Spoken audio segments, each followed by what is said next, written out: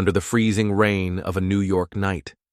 Daniel Hayes held Sophie Lane in his arms, their laughter lost somewhere between raindrops and promises not yet spoken. "You make me want to live again," he whispered, his voice breaking against the storm. "Then live," Sophie answered, her eyes shining. "Start now." That moment wasn't just about love. It was about two broken souls finding the courage to heal, to believe, and to fight for a future they never thought they deserved. Tonight, we invite you to journey through a story of second chances, of stars found in the darkest nights, and a love that refused to be forgotten. If you believe in the magic of small moments and the strength of promises made under the stars, this story is for you. Don't forget to like, share, and subscribe to our channel to follow the full journey of Daniel and Sophie. Now, let's begin.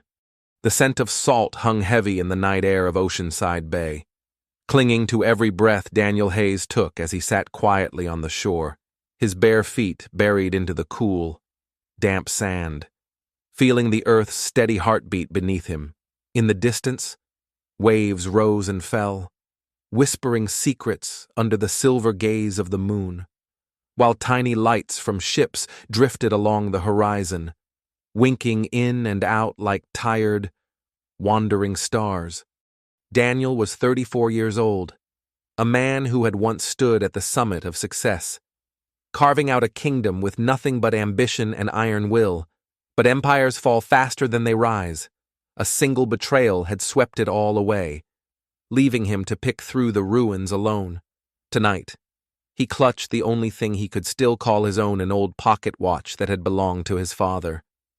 Its surface was worn smooth from years of touch, and in its faint, rhythmic ticking, Daniel found the only tether left to a life he could no longer reach.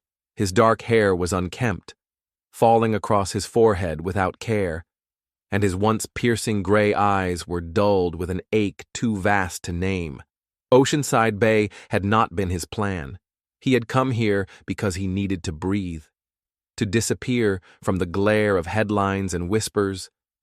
The ocean, endless and unjudging, seemed the only place vast enough to carry the weight of everything he had lost. He wore a simple white shirt, sleeves rolled carelessly to his elbows, the collar unbuttoned as if even fabric should not dare constrain him anymore. The watch in his hand pointed to midnight, though Daniel had long stopped caring what hour it was. When you are standing in the wreckage of your own life, time becomes just another meaningless thing. A soft shuffle in the sand broke his thoughts.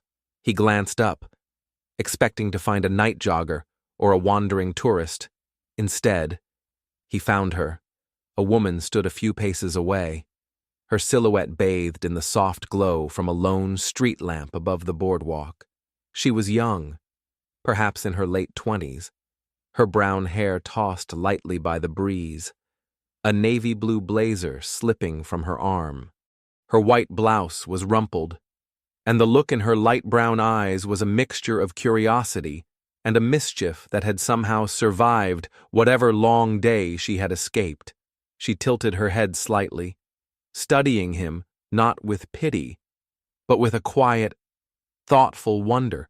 "You look like you have lost everything," she said gently, her voice threading through the sound of the waves. Her gaze flicked to the pocket watch he held. "But at least you still have that. Not flashy, but it feels precious." Daniel blinked, caught between instinct and surprise. He had forgotten what it felt like to be spoken to without judgment or expectation. For a moment, he thought about saying nothing, letting the night swallow them both back into silence. But something about her, the way her eyes softened rather than stared, coaxed a small answer from him. "It is worth more than it looks," he said, his voice hoarse from disuse. "But it is not something I would ever sell." The woman smiled, slow and warm, without asking.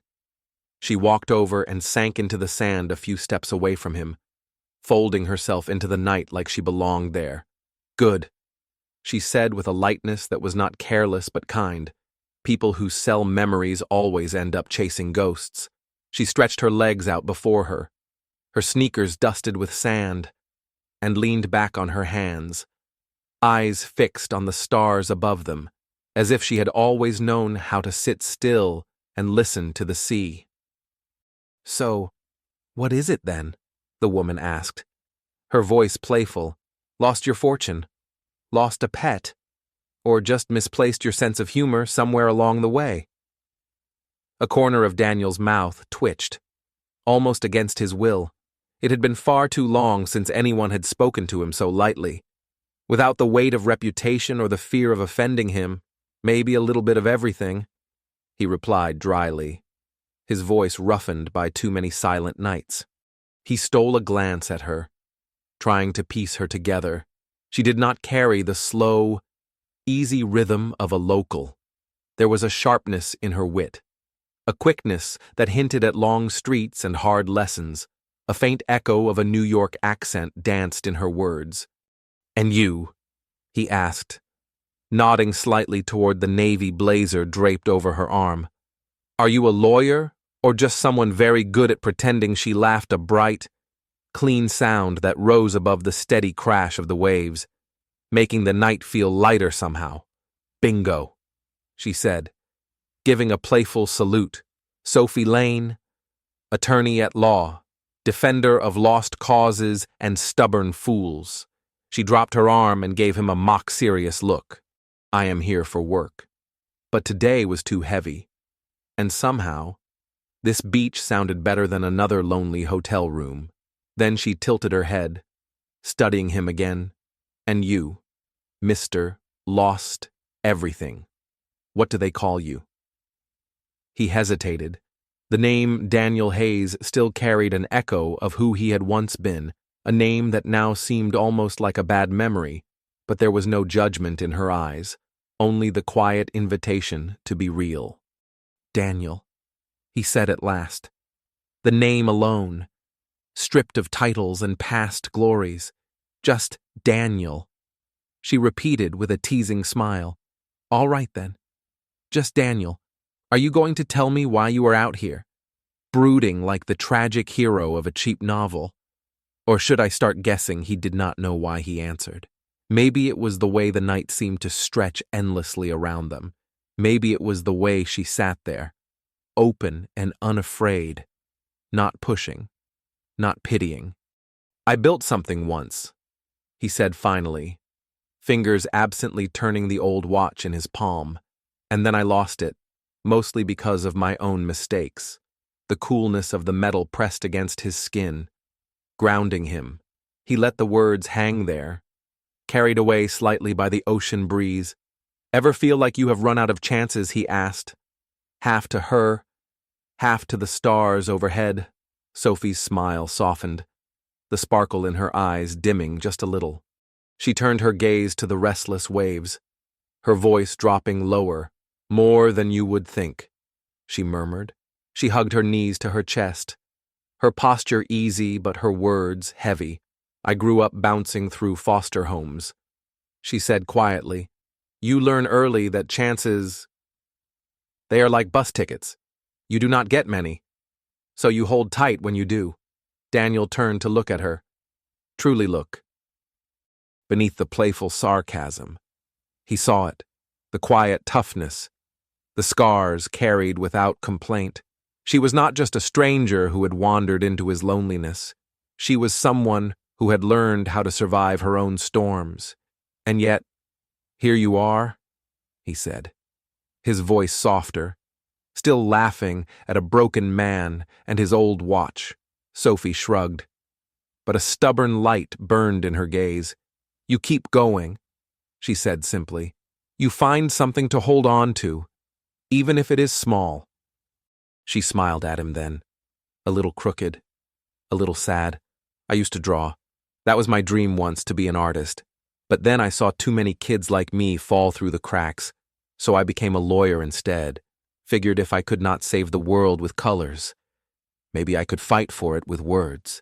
She glanced sideways at him, the mischief sneaking back into her smile. "And you," she asked, What keeps you moving? Besides that watch, Daniel opened his mouth, then closed it. He did not have an answer, not one that made any real sense. The watch had belonged to his father, a man who had once believed Daniel could change the world. Now, it was just a relic of a promise he was not sure he could still keep. "I do not know," he admitted, the words heavier than he intended. "Maybe that is why I am here, trying to figure it out." They fell into an easy rhythm after that, as if old friends had found each other again by accident. Sophie confessed she drank her coffee black and bitter, no sugar allowed, and that once, just to win a bet. She had stayed up an entire night memorizing the lyrics to a forgotten jazz song. Daniel, warmed by her laughter, shared how as a boy he used to sneak onto the roof of his family's old estate, mapping constellations in the dark with nothing but a flashlight and a battered notebook. "There is something about the stars," he said, his voice almost a whisper. "They are always there, even when you cannot see them." Sophie lifted her hand and pointed toward the heavens, where one brilliant star burned brighter than the rest, stubborn against the velvet sky. "Like that one?" she asked, her voice light, but something tender hidden underneath.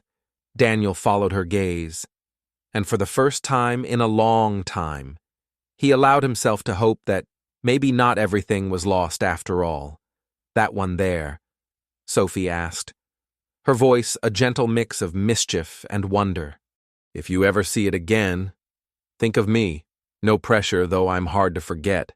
Daniel laughed, a real, unguarded sound that surprised even himself. It was like a tiny crack in the heavy walls he had spent so long building. "Deal," he said, meeting her eyes with a warmth he had not felt in what seemed like a lifetime. For a brief, reckless moment, he wanted to ask for her number, to keep this fragile connection from slipping away with the tide. But then, like a heavy blanket, doubt settled over him. What could he offer her? He was no longer a man of achievements and titles, just a wandering soul clutching a broken watch and the ruins of his former life. As the first hues of dawn stretched across the sky, painting it in soft purples and muted golds, Sophie rose to her feet, brushing the sand from her jeans. "Well, just Daniel," she said, her smile tinged with a sadness that she could not quite hide. This was nice. "Hold on to that watch." "All right." Daniel stood too, heart thundering against his ribs. The words spilled out before he could stop them. "Sophie," he said, voice catching. "Thank you. For tonight. If fate ever hands me another chance, I swear, I will not waste it. I will not let you go." She tilted her head, studying him for a moment in the soft, uncertain light. A quiet smile curved her lips, small but meaningful. "Fate," she said, her voice soft, "has a way of surprising us." Without another word, she turned and walked away, her figure fading slowly into the blush of the awakening sky. Daniel watched her pause briefly, just for a heartbeat. Glancing back at the watch still clutched in his hand, something flickered in her eyes. Something like recognition, or perhaps a memory buried too deep to name, and then she was gone, leaving behind only the hush of the waves and the space her presence had filled. Daniel sat back down, the sand now warm beneath him as the sun began its slow climb. The star they had shared still lingered stubbornly in the brightening sky, a pale sentinel refusing to vanish. He gripped the old watch tighter, its soft ticking a promise he did not yet fully understand. Sophie Lane, the woman with the easy smile and the brave heart. He did not know her number, or even where she came from. But he knew the sound of her laughter, the courage in her voice, and the way for one single night she had made the loneliness less unbearable. As Sophie made her way back toward her small hotel room, the early light catching in her hair, she felt a strange ache she could not explain. Something about Daniel's watch had stirred a memory she had locked away long ago, a faint image of her mother, the last time she had seen her. clutching a similar watch tightly before Sophie was taken away to the orphanage. She shook her head, pushing the old ghosts down where they belonged. She had long since learned how to build walls, to keep people at just enough distance so they could not hurt her when they inevitably left. But something about Daniel Hayes, his gray eyes, open and wounded, had slipped past her defenses with startling ease. She looked up once more at the fading star, its light barely visible now in the strengthening day, and whispered under her breath, "Please, fate, do not make me regret this." A year later, in the heart of New York City, destiny would indeed prove it had not yet finished weaving their story.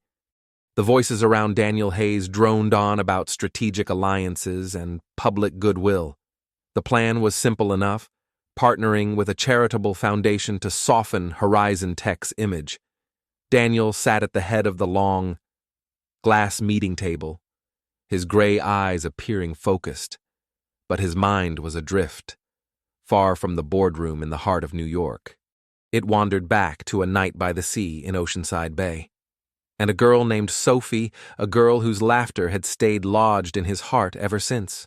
Many times over the past year, Daniel had tried to find her, typing endless variations of Sophie Lawyer into search engines, chasing nothing but memories.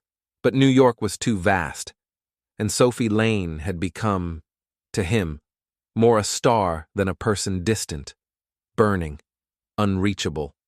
Each time Daniel opened the battered pocket watch tucked into his jacket, he would hear her voice in his mind. "If you see it again, think of me." A sudden swing of the meeting room door yanked him from his thoughts. A woman entered, her stride sure but unpretentious. She wore a soft gray suit that spoke of quiet strength, and though her brown hair was neatly tied, a few strands had slipped free, softening the professional sharpness. Around her neck gleamed a small silver pendant shaped like a star. Peeking from under her collar, Daniel's heart stumbled in his chest. It could not be, and yet it was. Sophie Lane, real, alive, standing no more than a few feet away. "Apologies for being late," she said, her voice carrying clearly through the room, firm but kind. "I am Sophie Lane, the legal representative for the Hope Foundation, your new charity partner." She smiled politely to the gathered executives, unaware of the storm she had just unleashed inside one stunned man. Daniel pushed back his chair so abruptly it wobbled behind him. Heads turned, curious and confused, but Daniel barely noticed. "I used to wonder," he said, his voice rough with the weight of 100 sleepless nights, "how many lawyers named Sophie there could be in this city." He locked eyes with her, unable to look anywhere else. "Turns out there is only one I could never forget." Sophie blinked, startled. Recognition flickered across her face, followed quickly by laughter, a soft, embarrassed sound that lit up the room like sunshine breaking through a heavy sky. "You," she said, pointing at him with mock accusation, her smile both teasing and trembling slightly. "You are that guy, the one brooding over the ocean. I thought you were a failed poet or something." Her tone was playful, but her eyes shimmered with something deeper. A memory. A question left hanging in time. The room had fallen awkwardly silent, filled with exchanged glances and barely concealed curiosity. Daniel smiled, a real, unforced smile. The first in what felt like forever. "Not a poet," he said warmly, "but I can draw a few constellations, if you would like." A ripple of gentle laughter moved through the room, the heavy formality lifting like mist. Sophie took her seat across from him, laying out her papers and speaking to the group. But their gazes kept drifting back to each other. Small, secret looks, quick, startled smiles. Daniel's hand brushed the pocket watch hidden in his jacket, feeling its familiar weight. And there, at her throat, the tiny star pendant caught the light and sparkled, as if fate itself was winking at him. She was here, not a dream, not a memory, fading, with the tide. Sophie Lane, the woman who once made the world feel wide and full of second chances. The meeting carried on. But Daniel struggled to focus. Sophie spoke about the Hope Foundation with a voice that was sharp and certain when discussing legal terms, but softened when she spoke of the children they fought for, children who had no one to defend them. As Daniel listened, he realized that Sophie was not just the witty, kind stranger from that night. She was a warrior, fierce, compassionate, unyielding. Then he caught a small, almost invisible moment when she spoke of an orphan boy she was helping. Her hand, usually steady, trembled slightly against her notes. "We are trying to make sure this boy is not placed somewhere unsafe," she said, her voice dipping low, heavy with unspoken memories. "Every child deserves a chance." Daniel met her eyes across the room. In that fleeting glance, he saw it the familiar ache he had glimpsed once before, sitting by the sea, the pain she carried quietly, the battle she fought, not just for others, but perhaps still for herself, and somewhere deep within him. Something stirred awake again, hope, fragile but stubborn, refusing to be forgotten. When the meeting ended and the room slowly emptied, Daniel Hayes remained still, his mind a whirlwind of unspoken words. Finally, as Sophie Lane gathered her files, he found his voice. "Sophie," he called, his tone low but steady, reaching through the space between them. "Do you have a minute?" She turned, a teasing smile curling on her lips as she crossed her arms casually. "1 minute, just Daniel," she said, her voice light, but her eyes serious underneath. "I have a mountain of paperwork waiting for me," yet she did not walk away. She stayed, standing there in the warm hush of the afternoon, sunlight pouring through the glass walls and painting everything gold. Daniel closed the distance between them with slow, careful steps, until only a few feet separated them. "I looked for you," he said, his voice roughened by the truth he carried for so long. "After that night, I tried, but all I knew was your name, and that you were a lawyer who fights for those no one else sees. New York swallowed my search. I thought maybe I would never find you again." Sophie raised an eyebrow, the corners of her mouth tugging into a small, surprised smile. "Really?" she said, her voice softer now. "I thought you were just some lonely guy who brooded by the ocean, not the type to chase shadows across a city." She hesitated, her gaze flickering with something unspoken. "But," she added, her voice barely above a whisper, "I remembered too." It is not easy to forget someone who talks about constellations at 3 a.m. They stood in silence for a moment, the city's noise a distant hum beyond the glass, as if the world outside had paused to give them this quiet space. Daniel wanted to tell her everything, how he had changed, how much he had thought of her, but part of him still feared that she would see through him, see not the man he once promised to be, but the man who was still clawing his way out of failure. Instead, he offered her something smaller, something truer. "You are still wearing it," he said, nodding toward the silver star glinting at her throat. "It reminds me of that night." Sophie touched the pendant lightly, her fingers brushing it with unconscious tenderness. "I always wear it," she said simply. "It reminds me that even on the worst days, there is always a little hope left, somewhere." Her gaze lifted to meet his. "And you?" she asked. "Do you still have it?" In answer, Daniel reached into the inside pocket of his suit and pulled out the battered pocket watch. He held it up for her to see, its surface catching the light. "Never leaves me," he said quietly. The old watch ticked faintly between them, as if sharing their heartbeat, their fragile memories, their promises left unsaid. A knock at the door broke the moment. Daniel's assistant poked his head in, reminding him of an important call waiting. Sophie stepped back, the spell between them loosening but not breaking. Duty calls. CEO, she said, with a half smile, half sigh. Do not let me keep you from your kingdom. She turned to leave, but paused at the doorway, glancing back one last time. It was good to see you again. Daniel, she said, her voice threaded with something almost tender.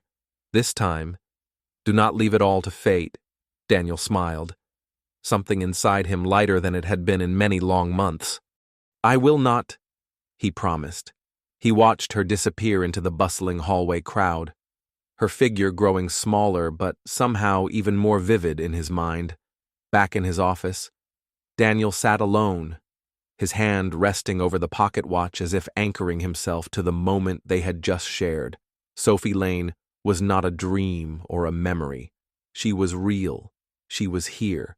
And somehow, she had stepped back into his life exactly when the ground beneath him was threatening to crumble again.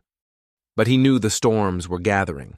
The pressure from the Hayes Corporation, led by those who still sought to control him, was tightening around Horizon Tech.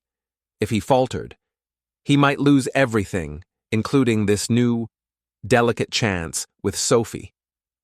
Meanwhile, across the city in a tiny Brooklyn office filled with case files and the weight of endless battles, Sophie sat at her cluttered desk, staring blankly at a worn folder labeled Ethan Carter, a boy whose wide, fearful eyes reminded her too much of herself once.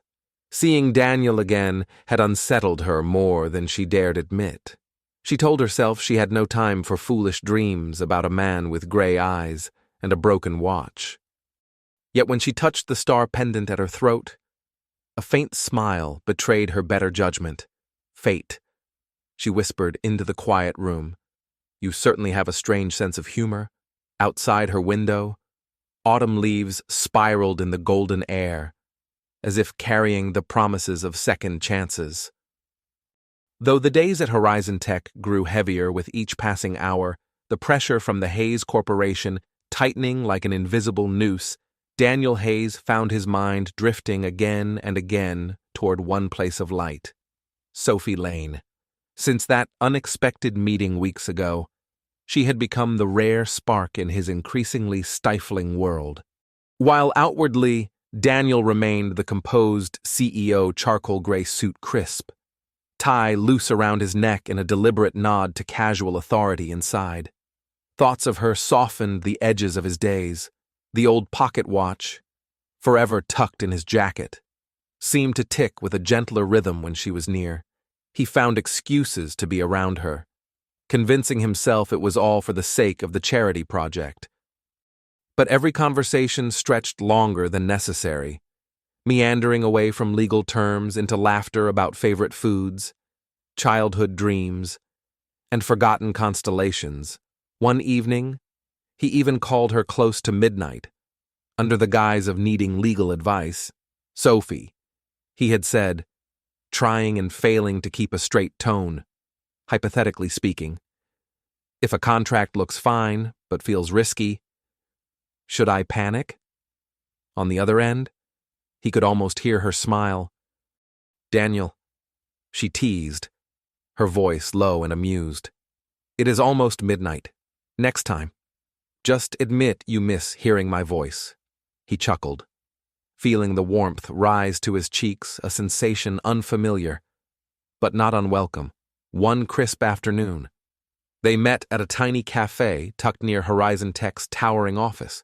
Daniel sat across from Sophie, pretending to focus as she poked absently at her salad. You are staring at me, she said suddenly, one eyebrow lifting in mock suspicion. Like I'm some high-risk, long-term investment. Daniel burst into laughter, the kind that turned heads but made him not care. I do not invest carelessly, he said, feigning a serious air. But if you were a stock, Sophie Lane, I would buy every share and never sell. He added a quick wink, a move so unlike him that it made his own heart stumble. Sophie flushed, caught off guard, but recovered fast, jabbing her fork toward him. That, she declared with mock sternness, was unbelievably cheesy. But, she added, grinning, I will give you extra points for effort. Their laughter mingled and filled the small cafe, until for a moment, it felt like there was no world outside those walls. Only two people learning how to smile again. Sophie was not one to let Daniel get too comfortable, though. During a crowded joint meeting between Horizon Tech and the Hope Foundation, as Daniel adjusted his tie for what must have been the fifth nervous time, Sophie, seated near the front, leaned forward and whispered just loudly enough, "Need a hand with that tie, boss." The room erupted into laughter, and Daniel, who had once commanded boardrooms with an iron gaze, found himself flushing like a boy caught daydreaming. He shot her a mock glare, though his eyes were bright with amusement. "Miss Lane," he said gravely, "I will make sure this disruption is noted in the meeting minutes." More laughter rippled through the room, and from that day forward, quiet rumors began to swirl, whispers of the reserved CEO and the witty, fearless lawyer, not one to let a challenge pass unanswered. Daniel decided a small retaliation was in order. The next afternoon, Sophie received a carefully packed bento box at her Brooklyn office, tucked neatly among her towering case files. On top was a handwritten note, homemade, for your stellar legal services. When she opened the box, the unmistakable aroma of sushi, her favorite, floated up. She stared at it, then immediately dialed his number, laughing so hard she barely got the words out. "Daniel Hayes, you fraud," she accused between breaths. "Homemade. This looks like it came straight from that Japanese restaurant you love, pretending you do not know." Daniel's voice was smooth and low through the receiver. "I neither confirm nor deny," he said, "but just eat it." Sophie shook her head, still laughing as she picked up a piece of perfectly rolled sushi. Across the miles between them, it felt like they were sitting together again, sharing a moment stitched with laughter, small kindnesses, and something beginning to bloom quietly between the cracks. Sophie shook her head, smiling despite herself as she bit into a piece of sushi. She could feel it, the slow, inevitable tug at her defenses.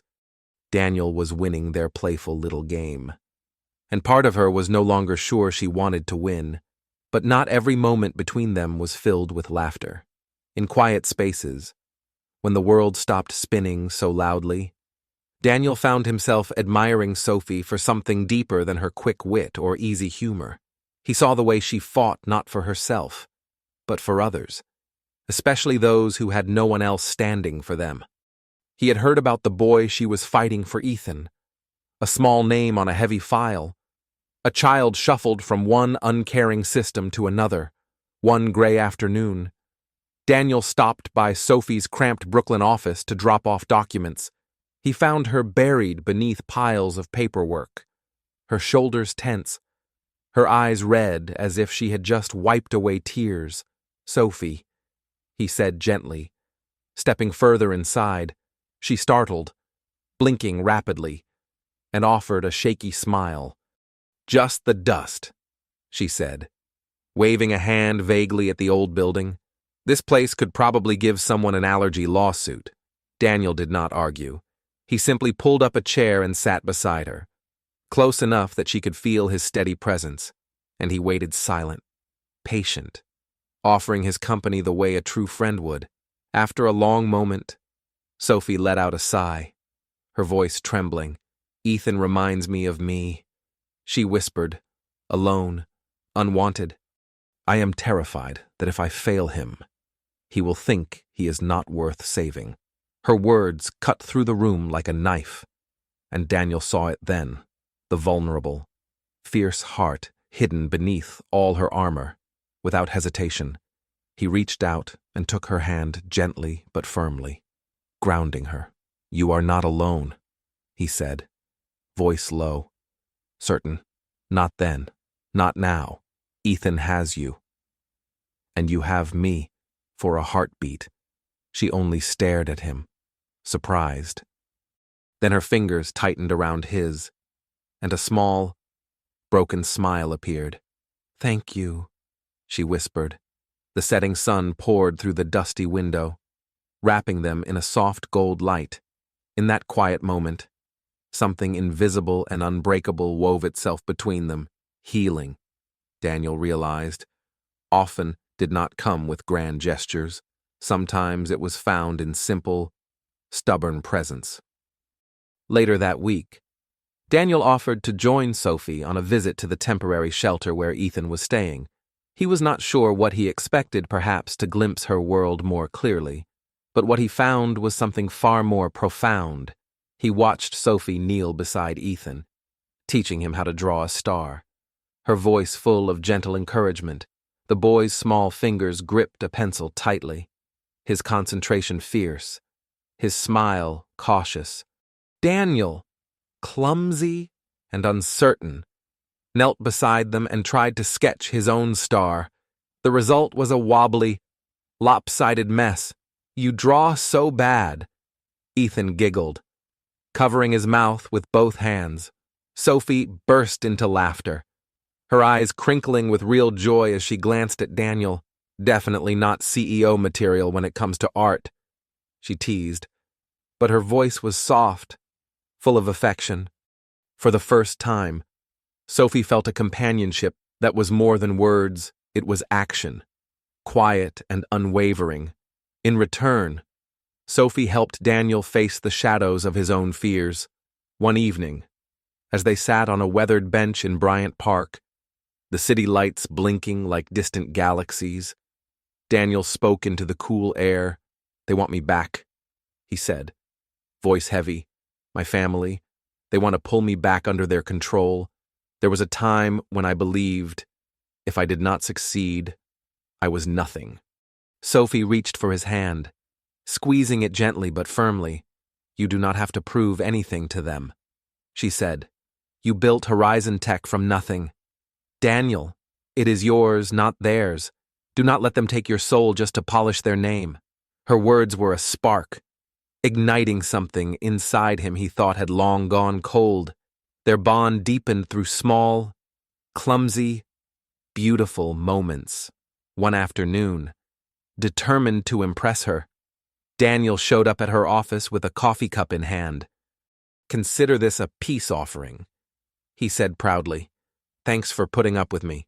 Sophie took a sip and immediately grimaced. "My God." "Daniel," she said, laughing, "is this coffee or dishwater?" She took another exaggerated sip just to see the embarrassed look on his face. "Stick to running companies," she teased, her eyes alight with laughter. Another evening, as they strolled along the Hudson River, Sophie pointed upward. "Think that is the same star we saw by the beach?" she asked, half teasing, half wistful. Daniel looked at her, the weight of everything he felt tightening in his chest. "Maybe," he said quietly, "but I do not need a star to remember you." His words caught her off guard. Sophie turned quickly, pretending to cough, but the blush blooming on her cheeks betrayed her. When his hand brushed lightly against hers, she did not pull away. Instead, her fingers brushed his, a quiet promise blooming between them, tender and unspoken. Their fingers brushed, and for a fleeting moment, they lightly intertwined, a silent exchange, too delicate to hold on to, but too meaningful to ignore. There was the time Daniel, in a rare burst of mischief, tried to surprise Sophie with a drawing, a star inspired by the night they once shared by the ocean. He had worked late into the night, determined to capture what she meant to him on paper. The result, unfortunately, looked more like a wilted flower than any constellation. Sophie had stared at it for a long second before bursting into laughter. Not polite, restrained laughter, but the kind that shook her shoulders and made tears stream down her cheeks. "Daniel," she gasped between fits of laughter, "I once dreamed of becoming an artist, but you should never even consider it." Still giggling, she grabbed a piece of tape and stuck the chaotic little star to the side of her desk. "I am keeping this," she declared with mock seriousness, to remind me that you are brilliant just in fields that do not involve a pencil. Daniel only shook his head, defeated but grinning, his heart light with the joy of seeing her laugh so freely, despite the laughter, despite the late-night calls and quiet shared looks. An invisible wall lingered between them.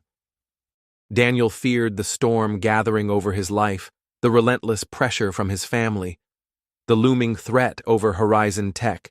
He worried that if he stumbled, if he failed again, Sophie would see him not as the man standing before her, but as the broken figure once lost by the sea.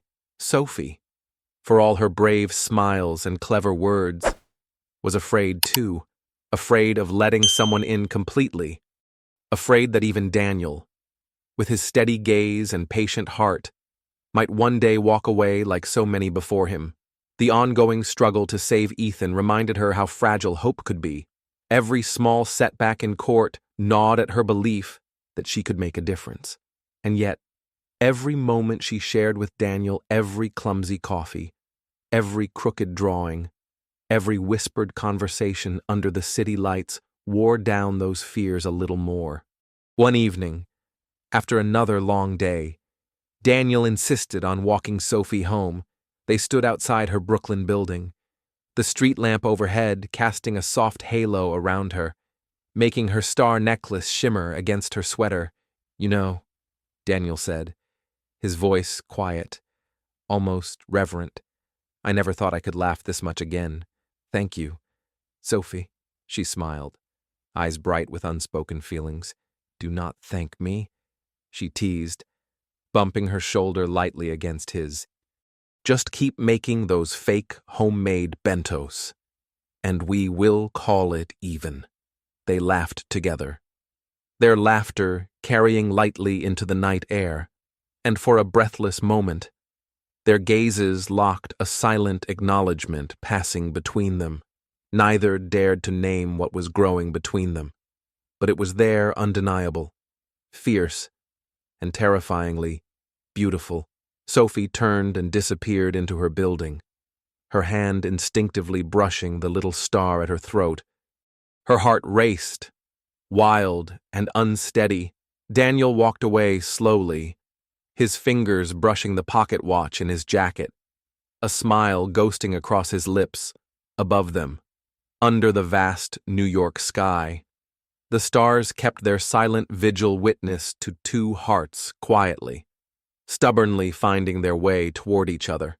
As autumn deepened across the New York suburbs, golden breezes swept through sprawling fields, and the countryside was dressed in vibrant reds and golds. Sunlight filtered through the branches of maple trees, scattering patterns like old dreams on the ground. Daniel and Sophie stood together before a small charity center in rural Westchester, a modest red brick building framed by a shaded garden. They were there to inspect the new facility, part of the growing partnership between Horizon Tech and the Hope Foundation. Daniel, dressed in a simple navy shirt and slacks, looked more at ease than usual, though a faint line of tension still marked his brow, a shadow from the ongoing battle with his family. Sophie, in a light gray sweater and jeans, her brown hair loosely tied back, blended effortlessly into the crisp morning air, her smile as warm and steady as the sunlight. Children burst through the doors of the center, their laughter filling the garden like music. Without hesitation, Sophie knelt down among them, her presence easy, natural. She pulled colored pencils from her bag and began sketching a large, brilliant star on a piece of paper, encouraging the children to make it shine with colors of their own. Daniel stood a few steps away, hands tucked into his pockets, simply watching her. He did not just see Sophie Lane, the woman who had captured his heart.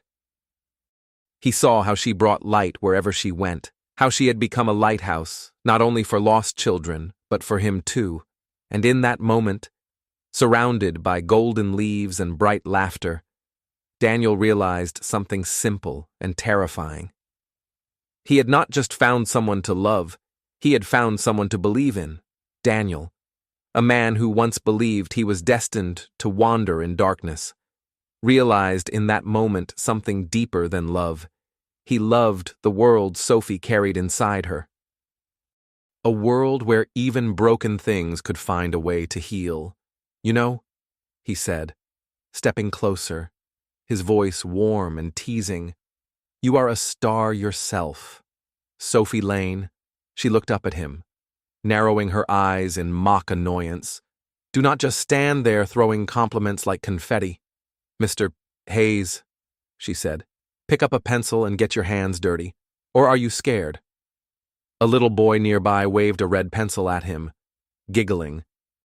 Before Daniel could protest, Sophie grabbed his hand and pulled him down onto the grass, thrusting a blank sheet of paper into his lap, clumsily.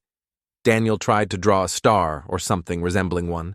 The result was a crooked mess, lines bending at strange angles. "I am terrible at this," he muttered under his breath. Sophie laughed, patting his shoulder with easy affection. "It is perfect," she said.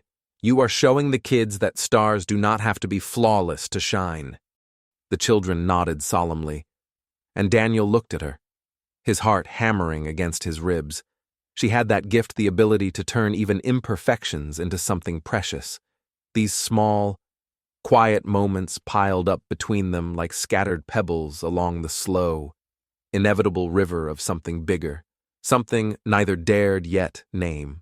After long, grueling days filled with tense meetings and corporate battles, Daniel found a quiet joy in leaving small surprises for Sophie.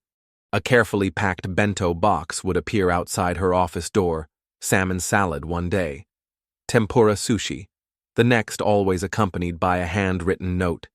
"Eat this. Do not let paperwork swallow you whole. Sophie."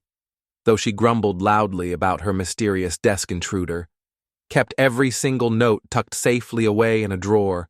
Sometimes, on the loneliest nights, she would reread them and smile. One sunny afternoon, Sophie turned the tables.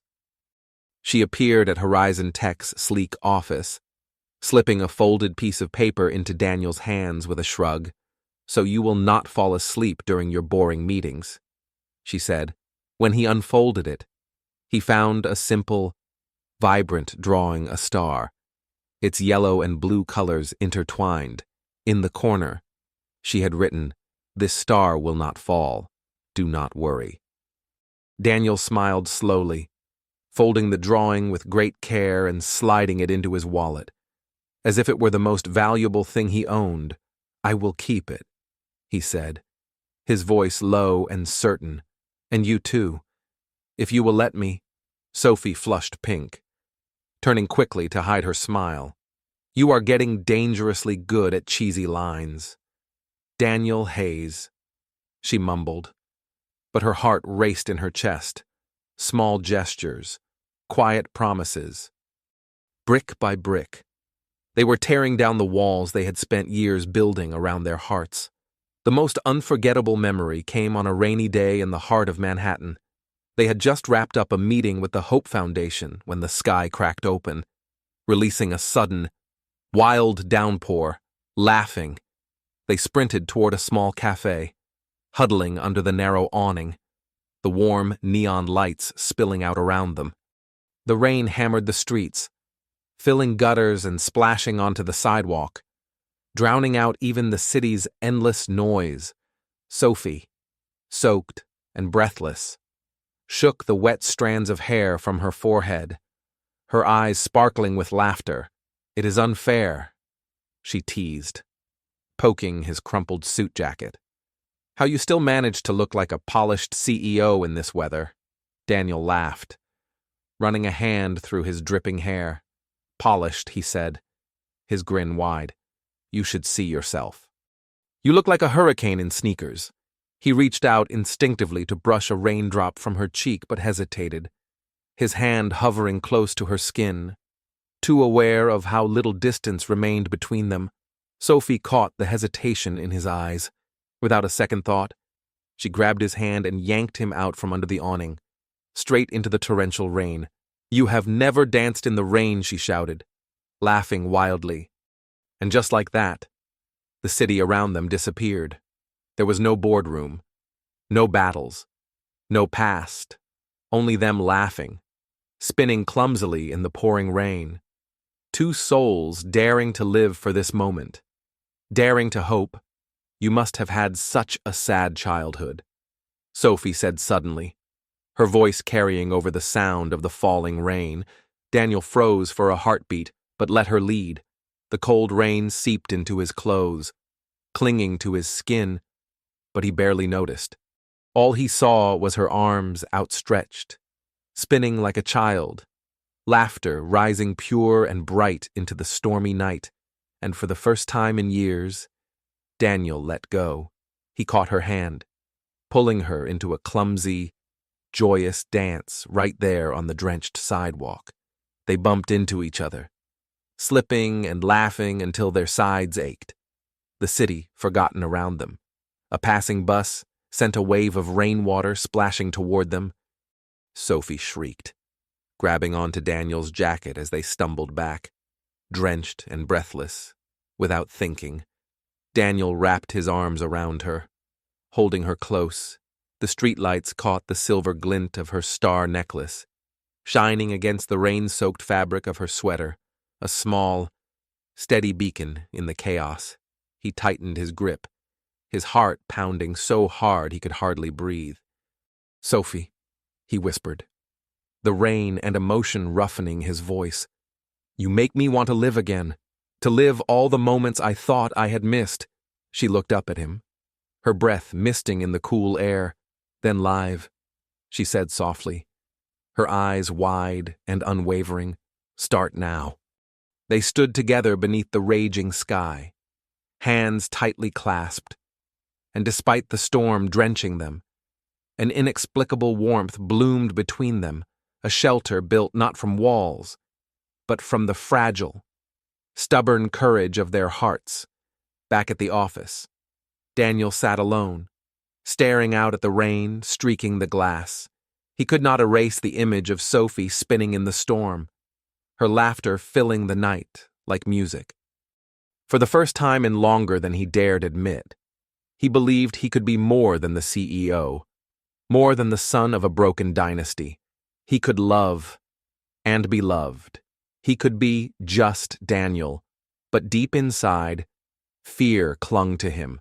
The mistakes of his past, the looming threat of his family, they whispered that he could lose everything all over again. Each time he opened the pocket watch he kept close to his heart. He asked himself if he was strong enough to hold on to this fragile happiness. Across the river, in a small Brooklyn apartment, Sophie sat by her window, watching the rain fall in shimmering sheets. She touched the star pendant at her throat, thinking of Daniel, thinking of his terrible drawings, his uncertain smiles, the way his eyes had shone in the rain. For the first time, she let herself believe that maybe, just maybe, she deserved this, that Daniel Hayes was not another person who would vanish. Yet even now, the old fear whispered at the edges of her mind. What if she opened her heart fully, and he disappeared like all the others? Still, the days that followed wove more tiny promises between them. Daniel brought her black coffee before a crucial court hearing, slipping a small note beneath the cup. "You will win. Star." In return, Sophie stuck a ridiculous star-shaped sticker on the lid of his laptop, making him chuckle when he discovered it mid-meeting.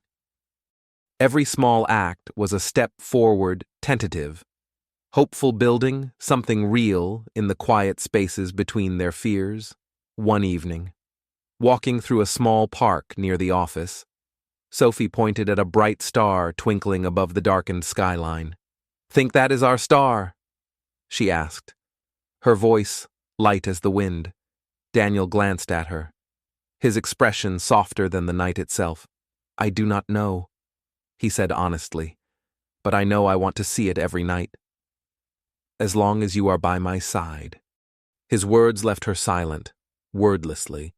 She reached out, taking his hand, threading her fingers tightly through his, under the indifferent stars. In the middle of a bustling, uncertain city, they found certainty not in promises or declarations, but in the quiet, stubborn act of holding on. But fate, unpredictable as ever, was not finished testing them yet.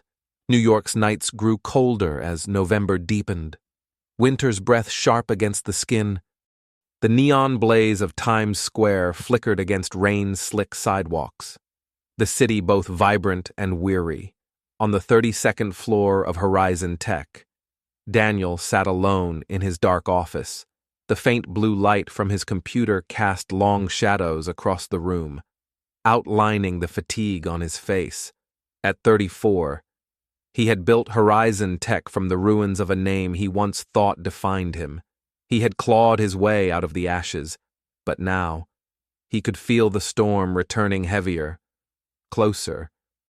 And this time, he knew the cost might not only be his dreams, but also the fragile, beautiful life he had just begun to believe he deserved. Horizon Tech stood perilously close to the edge. The Hayes Corporation, led by Daniel's ambitious uncle, Charles Hayes, had made him an offer that was almost impossible to ignore. If he agreed, they would acquire Horizon Tech, restoring the reputation, the fortune, and the social standing Daniel had once lost. But the true price was not written in bold letters. It was his freedom. Accepting the deal meant stepping back into the gilded prison he had fought so desperately to escape. It meant wearing the family's chains again, smiling while losing everything that made him who he had become. Daniel turned the battered pocket watch over in his hand. Its silver face, worn smooth from years of touch, caught the faint light of his office. The steady ticking echoed inside the silent room, a small, stubborn heartbeat trying to calm the storm raging within him. Outside the towering glass windows, New York glittered in restless brilliance. But Daniel's mind was not on the city. It was on her, Sophie Lane. Her quick, brilliant smile, the spark in her light brown eyes, the way she made him truly believe, that he could be something more than a name on a skyscraper. Every small moment with her, from the bento boxes he had left outside her door to the wild dance in the rain, shimmered like gems scattered across the wreckage of his life. He knew the truth. Signing the deal would not just drag him back into his family's grasp, it would pull Sophie in too, into a world of ruthless transactions, hidden betrayals, and endless games. It would taint everything good he had finally found.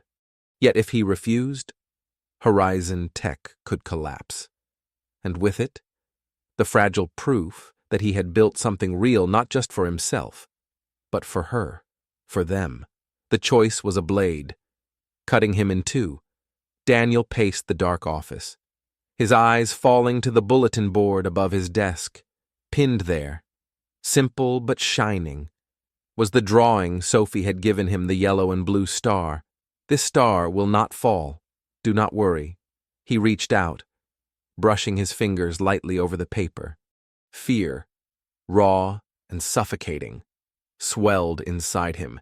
He was not afraid of losing a company. He was terrified of losing her. The one person who made him believe he could live free. The one person who had seen him, truly seen him, and stayed. Did he have the strength to fight for both, or would he lose her? Just like everything else, across the city, in a small Brooklyn office, lit by the warm glow of an aging desk lamp, Sophie worked deep into the night. Case files on Ethan's future surrounded her, but her mind and heart were heavy elsewhere. She had discovered something troubling buried deep within the acquisition contract, a clause that would allow the Hayes Corporation to reallocate charity budgets. The very center where Ethan stayed would lose funding if the deal went through. This was not just a technicality. This was everything. It cut straight to the oldest, deepest wound she carried, the fear that those she trusted would always choose power, leaving her behind like everyone else had.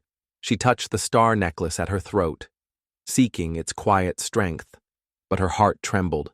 She remembered Daniel's eyes the night they first met, gray, wounded, reaching for something beyond pain. She remembered the promise he had made under the stars. If fate gives me another chance, I will not let you go. Now she wondered bitterly if fate was laughing at them both. The next morning, Sophie stormed into Horizon Tech's office, her resolve sharp and burning. She found Daniel standing by the window, his charcoal gray suit rumpled, his hair disheveled, as if he had not slept. He turned at her entrance, a flicker of his familiar smile appearing, but it faded quickly when he saw the fierce light in her eyes. "Daniel," she said, her voice steady despite the tremor that lurked beneath. "We need to talk about the acquisition contract." He gestured toward the chair across from him, but she remained standing, arms crossed tightly over her chest, as if holding herself together. "I read it," she said, her tone cutting through the heavy silence. "The charity budget clause, it will gut the funding for the center, the place Ethan and so many others depend on." Her voice cracked slightly, but she pressed on. Her eyes locked on his. "Those kids need that center. Daniel, you know how much this matters to me." She paused, breathing hard, her heart aching, but more than that. Her voice dropped, raw and breaking. "I need to know what you will choose, not just for Horizon Tech, not just for appearances." Her arms loosened slightly, her vulnerability shining through the anger. "I need to know if you will choose us, if you will choose you." And in the silent office, under the cold light of another gray New York morning, the future hung trembling in the balance.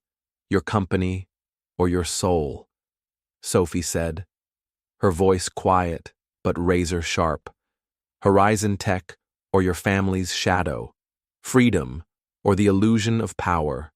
Her words cut through Daniel like a blade sharp, merciless, leaving nowhere to hide. He wanted to explain. He wanted to tell her he had not chosen yet, that he was trying to protect her, trying to protect everything he had built. But the words crumbled before they reached his mouth. His hand tightened around the pocket watch in his jacket, the small, battered anchor he could no longer feel, steady against the storm inside him. Finally, he found his voice. Rough and broken. "Sophie," he said, "I do not want to hurt you, but it is not that simple." He paused, struggling, searching for a path that did not exist. "If I refuse, Horizon Tech could fall apart. But if I agree—" He trailed off, the rest too painful to say aloud. If he agreed, he would lose himself. He would lose her. Sophie shook her head slowly, her eyes shining with disappointment, not rage, not bitterness, just a deep, aching sadness. "I thought you were different," she whispered, and the words pierced deeper than any shout could have. "I thought you would fight for what is right, not for the Hayes name." She took a breath, her arms crossing tightly over her chest as if bracing herself. "But if you choose them, Daniel, you are not just giving up Horizon Tech. You are giving up me." Without waiting for his answer, she turned and walked away. Her footsteps echoed down the hallway, each step hammering against Daniel's chest until the silence left behind felt unbearable.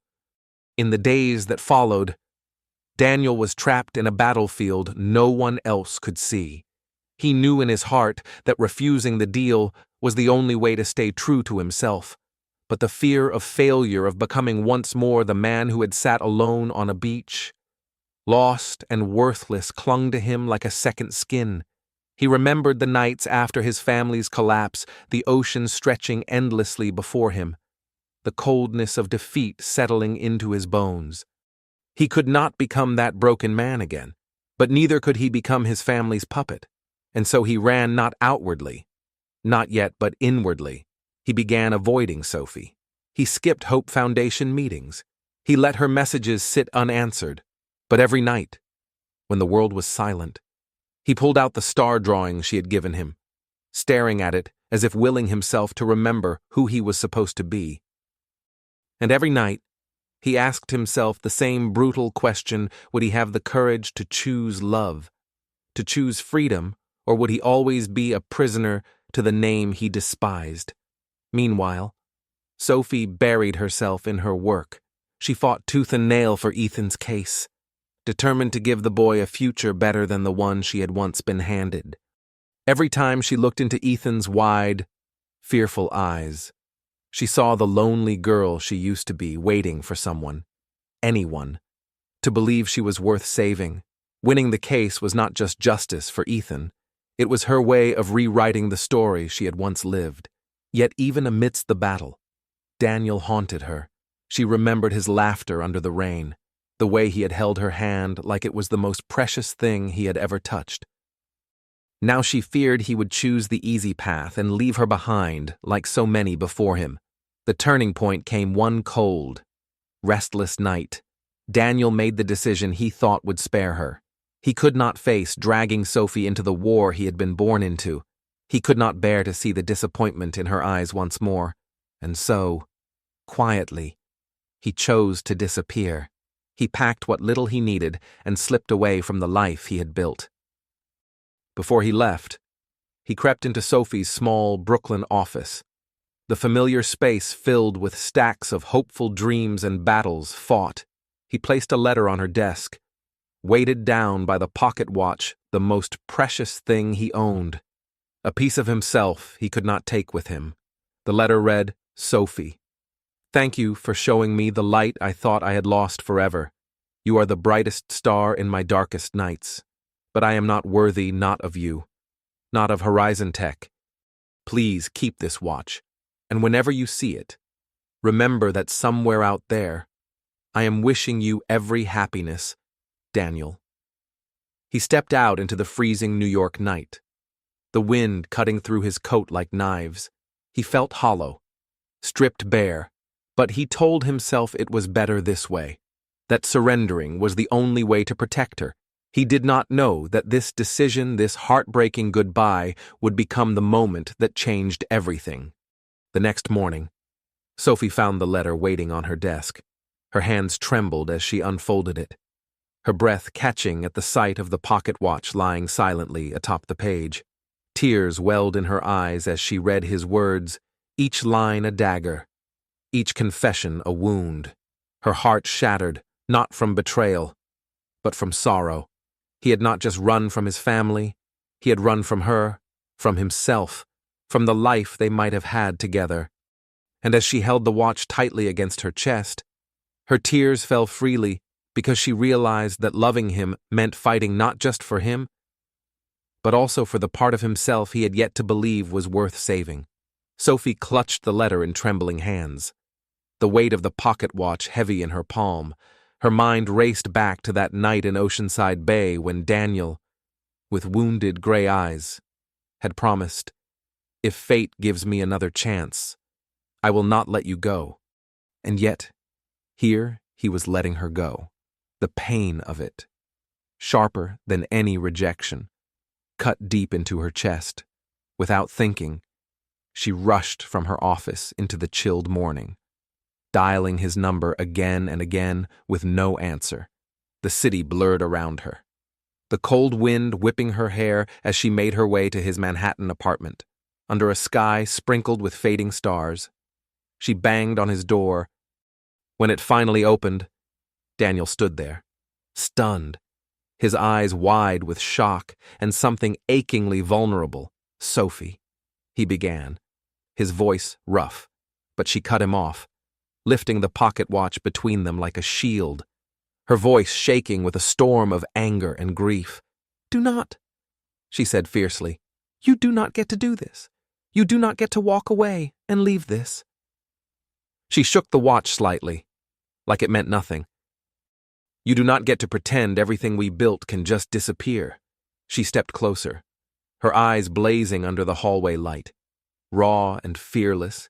"I used to believe I was the kid nobody wanted," she said, her voice breaking. "I have spent my whole life terrified that everyone I let in would eventually leave. But that night, You made me believe I was worth remembering. Tears slipped down her cheeks. But she stood tall. If one night could carry you in my heart for all this time, then I know I need you. Not because I am afraid of being alone, but because you made me believe I deserved more. She took a breath, steadying herself. Do not leave. Daniel, not for me. For you. Stay because you finally believe you deserve to. Her words cut through the thick darkness clouding his mind, piercing into the place he had buried all his fear, all his hope. Daniel looked at her, at the fierce light shining from within her, at the star pendant glinting against her chest, and finally saw the truth he had been too afraid to face. He did not need the Hayes name. He did not need power or status. He had her. He had himself. He stepped forward, reaching for her with hands that trembled, not from fear, but from release. He pulled her tightly into his arms, anchoring himself in her warmth, her realness. I am sorry, he whispered against her hair, his voice thick with emotion. I am not going anywhere. He pulled back just enough to meet her gaze, his hands framing her face. I choose you, he said. I choose us. Under the fading stars, they stood hand in hand, the pocket watch between them, like a vow renewed. Daniel knew the battles ahead would be fierce, facing his family, rebuilding what he had almost thrown away, but he was no longer afraid. He had Sophie. And that was all the strength he needed.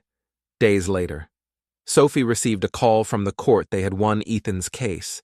The boy would finally be placed with a kind, loving foster family.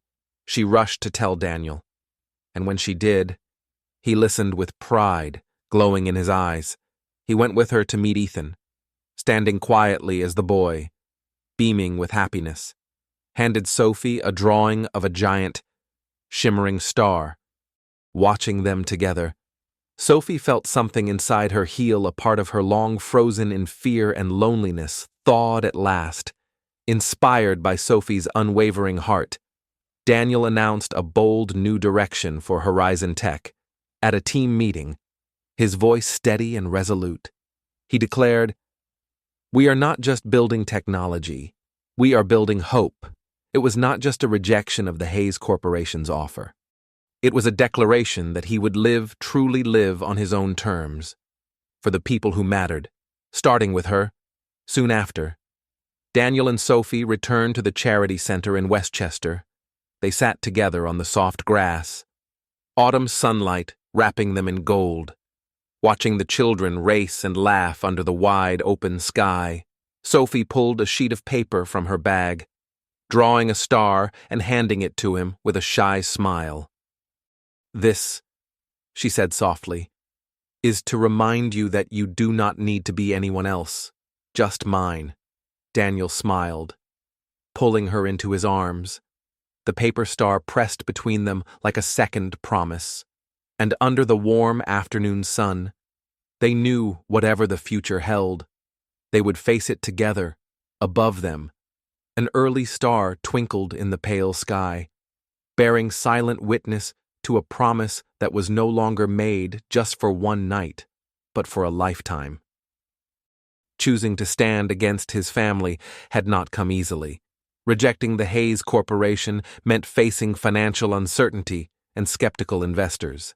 But Daniel, inspired by Sophie, the woman who had brought light into the darkest corners of his life, had remade Horizon Tech into something far greater than just a company. It became a symbol of rebirth. Not only did they pioneer new advances in technology, but Daniel and Sophie together launched a fund dedicated to orphaned children, partnering with Sophie's beloved Hope Foundation. The fund was not just another project, it was their way of healing the wounds they both carried away to offer hope to children like Ethan, children who deserved a future brighter than their beginnings. Standing by the tall windows of his office, Daniel watched as soft snow fell over New York's skyline, blanketing the restless city in a rare, delicate stillness. He touched the pocket watch tucked inside his suit, feeling the familiar, steady ticking against his chest. Once, it had been the only thing anchoring him through long, lonely days. Now, it was a reminder of Sophie, of the night they met by the sea, of her laughter in the rain, of the moment she had stood under a starry sky and given him the courage to stay. She was, and always would be, his brightest star, and no matter what storms the future held, Daniel knew one thing with unshakable certainty: he would never let her go again. Across the city, in her small Brooklyn office, Sophie sat by the window, where snow dusted the ledge like scattered stardust. The case that had consumed so much of her heart, Ethan's fight for a safe home, had ended in victory. The boy was thriving with a foster family who loved him fiercely. It was not just a professional triumph, it was proof that she could change someone's fate, just as she had once wished someone would change hers. She touched the star necklace resting at her throat, a tender smile curving her lips. She remembered the fear she had once carried, the terror of opening her heart only to be abandoned again. But Daniel had stayed, not just for her, but for himself, and because of that, she believed finally and fully that she was worthy of love, worthy of belonging. In the months after Daniel's defiant stand against his family, they worked side by side, tirelessly building the Orphan Support Fund. They traveled to shelters, met children, organized small art sessions where the kids drew their dreams into bold colors. Daniel, ever clumsy with pencils, insisted on joining in. His stars were always crooked, more like potatoes than constellations. And every time, Sophie laughed until her sides hurt. "You are the worst artist CEO I have ever met," she teased, wiping tears of laughter from her eyes. Daniel only grinned, pulling her close and whispering against her hair, "But I am the best at keeping you." Their love grew not through grand declarations, but through the small things. Daniel kept leaving bento boxes outside Sophie's door, now with handwritten notes quoting silly facts about stars he found online. Sophie retaliated by sneaking into his office and plastering glittery star stickers on every available surface, making the Horizon Tech team chuckle whenever they passed by their flustered boss. Each tiny gesture was a brick laid quietly in the home they were building together, not for one night, but for a lifetime. The most unforgettable evening came on a winter night in Greenwich Village. A small, cozy restaurant bathed in the golden glow of candles and soft lights strung along the red brick walls. The air smelled of cinnamon and laughter. Daniel and Sophie sat across from each other, she in a simple deep green dress, her brown hair falling loose around her shoulders, he in a crisp white shirt and a soft gray suit, elegant yet relaxed. Dinner was filled with teasing and shared memories, Sophie laughing as she recalled the time Daniel broke a coffee machine trying to impress her, Daniel countering with the story of Sophie dropping sushi on her shirt during a meeting and trying unsuccessfully to pretend it never happened. When dessert arrived, a delicate chocolate mousse, topped with a single gold-dusted berry, Daniel's smile softened. He reached into his jacket and pulled out a small velvet box, setting it carefully on the table between them. Sophie raised an eyebrow, playful but curious, the flickering candlelight dancing in her eyes, and in that moment, under the warm lights and the gentle fall of snow beyond the windows, something unspoken filled the air, a promise waiting to be said aloud. Sophie's lips curled into a teasing smile, the candlelight flickering in her eyes. "What is this?" she joked lightly, though her voice trembled at the depth she saw in Daniel's gaze. "Another one of your fake bentos." But the moment she saw his expression, so sincere, so full of unspoken love, her heart skipped. Daniel opened the small velvet box, revealing a simple yet beautiful silver ring. Engraved on the outside were the words, "Not just one night." Inside the band, delicately etched, was a tiny star that caught the candlelight and glinted softly, a silent witness to all they had overcome. Daniel reached across the table, taking her hand in his voice thick with emotion, yet warm like the home they had found in each other. "Sophie," he said, "you are the brightest star in my darkest nights. You showed me who I could become, not for anyone else's expectations, but for my own. And this time, I am keeping you, forever, the way you have kept the light alive for me."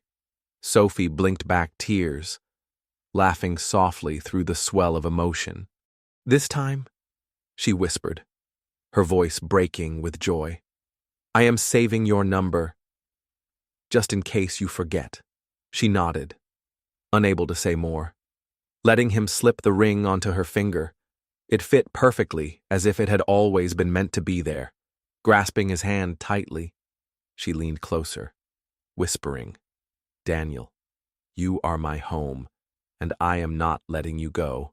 They left the restaurant hand in hand, stepping into New York's snowy night. Snowflakes dusted their shoulders, softening the city's edges, making it feel like a dream stitched together with hope and second chances. Their laughter echoed into the cold night air, not the careful laughter of adults, but the free, reckless sound of children reclaiming something lost. Above them, a bright star shone down, bearing silent witness to a vow no longer made just for a moment, but for a lifetime. Daniel pulled her close, kissed her forehead, and together they stood in the snow, feeling the completeness of a love that had been forged in the fires of loss and found again beneath the stars. Months later, Daniel and Sophie were married in the most fitting place of all the Westchester Charity Center, where once they had knelt among children and drawn crooked stars together. It was a simple ceremony, filled only with those who had truly walked their journey alongside them, close friends, the team at Horizon Tech, and dozens of laughing children from the center. Sophie wore a simple white dress, her star necklace gleaming like a quiet promise against her heart. Daniel wore a deep blue suit, the familiar pocket watch pinned proudly to his vest. Ethan, now thriving in his new home, proudly carried the flower basket, scattering petals with beaming joy. As they exchanged vows, Sophie looked up at Daniel, her voice steady, her soul open. "You are the star I found in the night," she said, "and I will keep you forever." "Moved beyond words," Daniel replied, his voice low and reverent. "And you are the light that led me home." When they kissed, the children tossed handfuls of star-shaped confetti into the springtime air, and the garden burst with laughter and light. The years that followed were filled with a different kind of success, one measured not in wealth alone, but in lives touched and futures changed. Under Daniel's leadership, Horizon Tech flourished, becoming a beacon of how a company could grow with heart, not just ambition.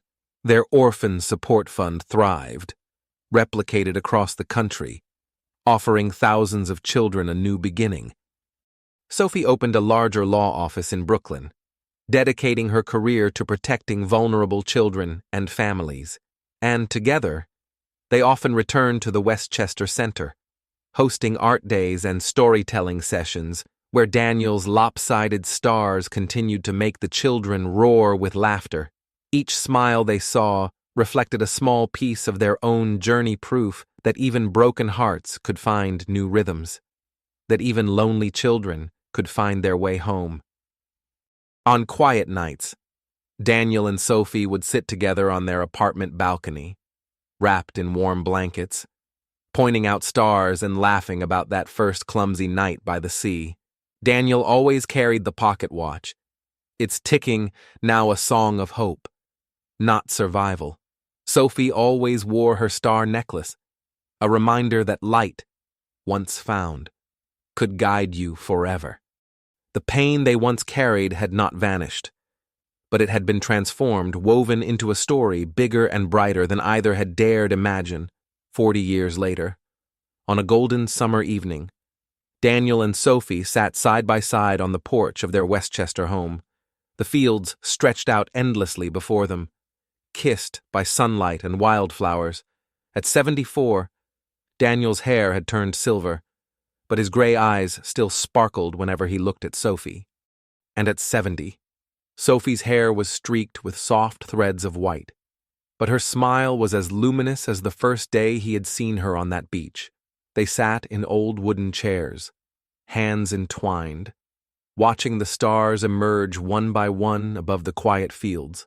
Their love, once fragile and uncertain, had grown deep and enduring a lighthouse against every storm, a testament to promises kept, not just for one night, but for forever. Sophie's brown hair, now threaded with strands of silver, framed her face softly. The star necklace she wore, once brilliant silver, had dulled over the years, but under the moonlight, it still gleamed like a quiet promise. On the small table between them sat the old pocket watch, its faint ticking steady and sure, the heartbeat of a love that had endured through every season of life. Above them, the night unfurled, stars scattered across the black velvet sky, glistening like memories stitched into the fabric of forever. Daniel held Sophie's hand, their fingers intertwined just as they had been on that night so long ago. The simple silver ring, still engraved with "Not just one night," glimmered softly on her finger. "See, our star?" Daniel asked, his voice low and warm, pointing to a brilliant light in the southern sky. Sophie leaned her head against his shoulder, a teasing smile playing on her lips. "You always think you found it," she said, her voice full of affection, but her eyes, shining under the starlight, were brimming with memories. They had lived fully, truly, beautifully. The orphan support fund they had built together had grown into a global network, providing homes, hope, and dreams for thousands of children who had once been forgotten. Horizon Tech, once the dream of a man trying to outrun his past, had become a beacon of innovation and heart, led first by Daniel, and then lovingly passed down to their children. Sophie, though retired from her fierce battles in courtrooms, still visited charity centers, often her days spent teaching new generations how to draw stars, just as she once had with Ethan, who had grown to become a renowned artist and advocate. Their home was rarely quiet. Their 3 children and 5 grandchildren filled it with laughter and stories, new tales woven into the old ones, the house pulsing with the vibrant, ever-growing life they had once only dared to dream about. "We did it, did we not?" Daniel said, his voice rough with emotion as he gazed up at the glittering night. "Not just one night," Sophie answered, squeezing his hand, "but a lifetime." She turned to him, her smile soft, her heart still full after all these years. "More than that, Daniel, we gave each other the whole sky." They sat there, under a canopy of stars, their hands still tightly clasped, their hearts still beating in quiet harmony. Time had left its marks silver in their hair, softer lines on their faces, but it had not dimmed what mattered. Their love, once fragile and born from loneliness, now shone with the strength of 1,000 suns. It stretched beyond seasons, beyond years, beyond fear. It was written into the very stars above them, a love that had begun with a simple promise on a beach, and ended with a sky they built together, guided, always, by that first unwavering light. Under a sky stitched with stars, Daniel and Sophie sat hand in hand, 2 hearts that once wandered lost, now home at last. Their journey wasn't perfect, and it wasn't easy. It was built from rain-soaked promises, lopsided drawings, whispered hopes, and battles fought in silence. But in the end, love was not just about grand moments. It was about choosing each other, again and again, in fear, in doubt, in joy, and in all the small, quiet spaces in between. They had once dreamed of not just one night, and together, they built a forever. If this story touched your heart, if it reminded you of the beauty hidden in small moments and second chances, we invite you to like, share, and subscribe to our channel, so you won't miss any more journeys that heal, inspire, and light up the soul. Thank you for listening. And until we meet again, may you always find your own star to follow.